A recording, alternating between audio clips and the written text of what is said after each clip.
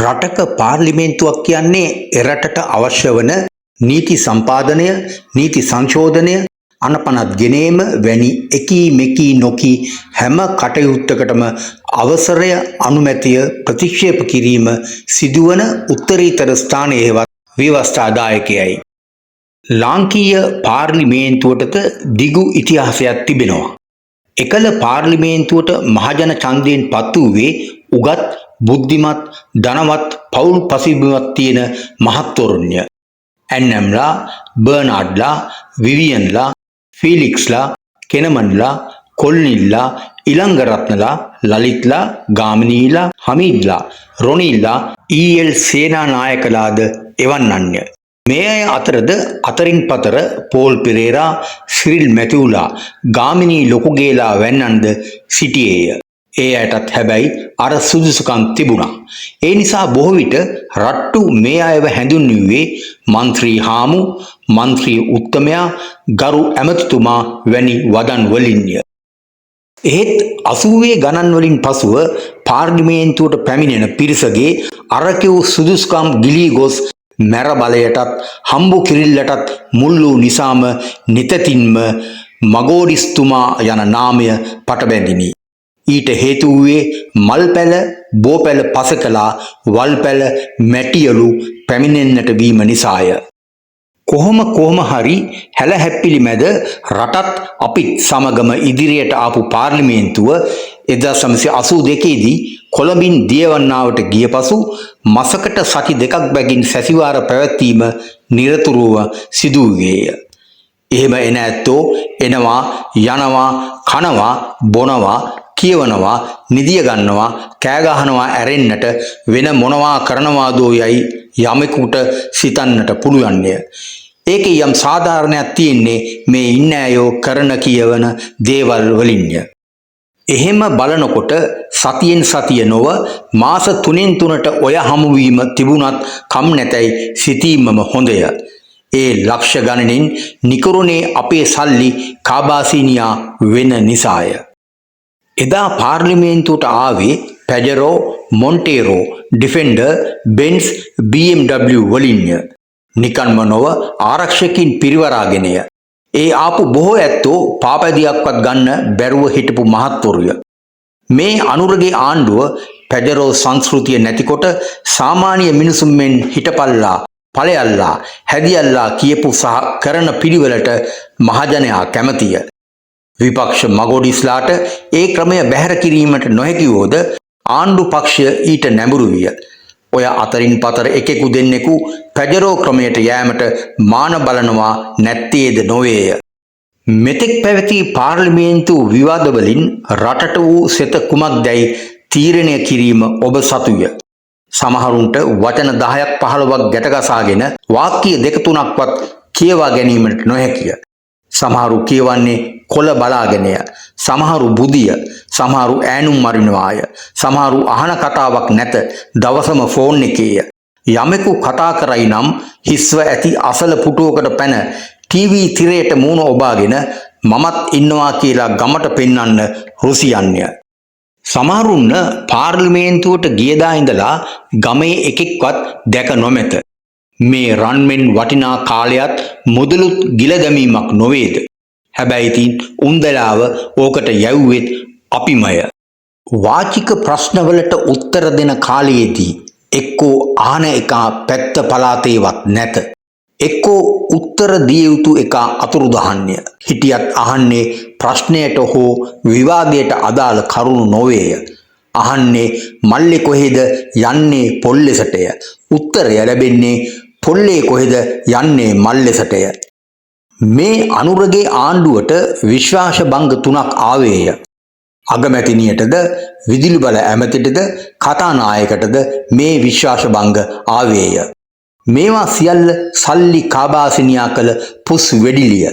ඊයේ ආපු අධිකරණ ඇමතිගේ භංගයත් කුඩේ කුඩුය.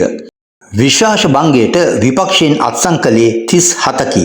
හැබැයි ඡන්දය දී ඇත්තේ 36කි. මේ භංගයේ හොඳ විග්‍රහයක් කෙරුවේ අමරශ්‍රීය. කට්ටියක්ම සජියාව අමාරුවේ දාලා යන මතය දැන් පැහැදිලිය. 159ක් තියෙන ආණ්ඩුවකට අභියෝග කරන්න තරම් විපක්ෂ නායක ඇතුළු අනිත් කණ්ඩායම් මොනතරම් අමනෝඥව ක්‍රියා කරන්නේදයි ජනතාව අහන්නේ ඒ නිසාය. ඔන්න මීට පෙර පැවති පාර්ලිමේන්තුවල මෙන් සල්ලි වලට වරදාන වරප්‍රසාද වලට ඇමතිකම් වලට පනින മന്ത്രിවරු මේ ආණ්ඩුවෙත් සිටිනවා නම් එහෙම විශ්වාසයක් ඇතුව මෙහෙම බංග ගෙනාවාට වරදක් නැත. අනුරගේ ආණ්ඩුවෙන් එකෙක් හරි පණීයයි සිතනවා නම් ඒ අයගේ ඔළුව පමණක් නොව මොළයද පරීක්ෂා කිරීමට සිදුවනු ඇත. ඒ නිසාම මෙරටට අවශ්‍ය වන්නේ බහුපක්ෂ නොව තනිපක්ෂ පාලනයක් බව ඔප්පු වී හමාරය. අපිට ඇත්තේ මිරිස් කුඩු ගහපු මයික් කුඩුපට්ටම් කළ පමණක් නොව බෝම්බ ගහපු පාර්ලිමේන්තුවක් බව සිහි තබාගත යුතුය.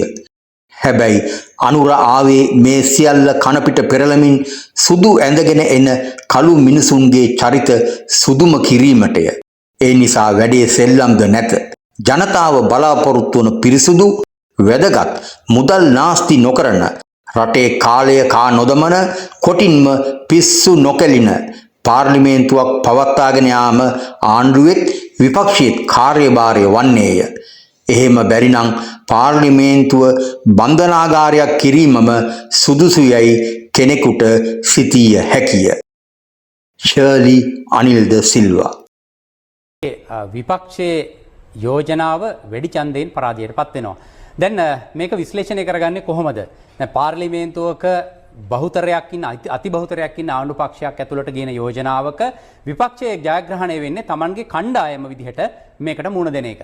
ඒ අර්ථයෙන් ගත්තාම මේ විශ්වාසභංග යෝජනාවෙන් පරාජයට පත් උනේ විපක්ෂයේ යෝජනාවද එහෙම නැත්නම් මේ යෝජනාව ගෙනපු විපක්ෂයේ සමස්ත සමගියද එහෙම නැත්නම් විපක්ෂ නායකත්වයේද කියන කාරණේ පිළිබඳවයි අපිට බලන්න වෙන්නේ. මොකද හේතුව දැන් මේ විශ්වාසභංග යෝජනාවට අත්සන් කරලා තියෙන മന്ത്രിවරු 37 දෙනෙක්. 37 දෙනෙක්. එතකොට මේ ඒ යෝජනාවේ තැන් වල නම් කපලා කොටලා කොහොම හරි 37 දෙනෙක් ඉන්නවා. ඒ අත්සන් කරපු 37 දෙනාමවත් අද මේ විශ්වාසභංග යෝජනාවට ඡන්දේ පාවිච්චි කරන්න ආවේ නැහැ. එතකොට ඒ 37 දෙනාට අත්සන් කරපු 37 නාම ලේඛනයේ ඇතුලේ අපි බැලුවොත් එහෙම දැන් දිලිත් ජයවීර ඔහු අද ඡන්දේ පාවිච්චි කළේ නැහැ. ඒ වගේම චාමර සම්පත් දසනායක ඡන්දේ පාවිච්චි කළේ නැහැ. කබීර් හෂීම් ඡන්දේ පාවිච්චි කළේ නැහැ. ඒ වගේම නීති චමින්ද්‍රානි කිරියල්ල ඡන්දේ පාවිච්චි කළේ නැහැ. ඒ වගේම සුරංග රත්නායක മന്ത്രിවරයාත් අපි දැක්කේ නැහැ. ඒ වගේම රෝහණ බණ්ඩාර අනිත් පැත්තට ආචාර්ය හර්ෂ සිල්වා උදේ පාර්ලිමේන්තුවේ හිටියා. හැබැයි ඡන්දේ පාවිච්චි කරමු ලේඛනය අපි දැක්කේ නැහැ. ඒ වගේම රෝහිත අබේගුණවර්ධන චානක මාදුගොඩ පොහොට්ටු වෙනුවෙන් අත්සන් කරපු മന്ത്രിවරයා. ඒ වගේම රවි කරුණානායක. දැන් අනිත් පැත්තට ගත්තොත් එහෙම දැන් මෙතන ඉන්නවා ආචාර්ය හර්ෂ සිල්වා, කබීර් හෂීම්, චන්ද්‍රානි කිරියල්ල, ඊට පස්සේ රෝහණ බණ්ඩාර මේ කණ්ඩායම සමගි ජන බලවේගයේ නියෝජනය කරන කණ්ඩායම. ඔවුන් නැහැ. අනිත් පැත්තට ගත්තාම දැන් මෙතන මුළු විපක්ෂයේ 66ක් ඉන්නවනේ. එතකොට විපක්ෂයේ 66න් අනිත් පැත්තට මේ මුළු කණ්ඩායම ගත්තම 30 දෙනෙක් විපක්ෂ නායකවරයාත් එක්ක නැහැ එහෙමනම්. ඒ කියන්නේ මුළු විපක්ෂ කණ්ඩායමක් විදිහට නැහැ.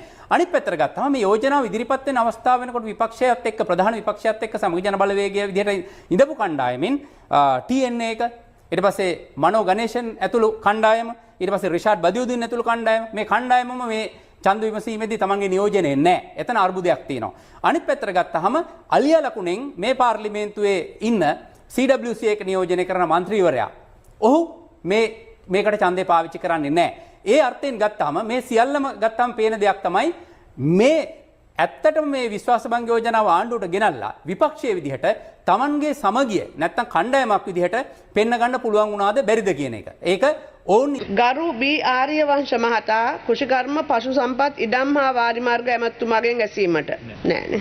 ගරු ටීකේ ජයසුන්දර මහතා කෘෂිකර්ම පශු සම්පත් ඉඩම් හා වාරිමාර්ග ඇමතුමාගෙන් ඇසීමට.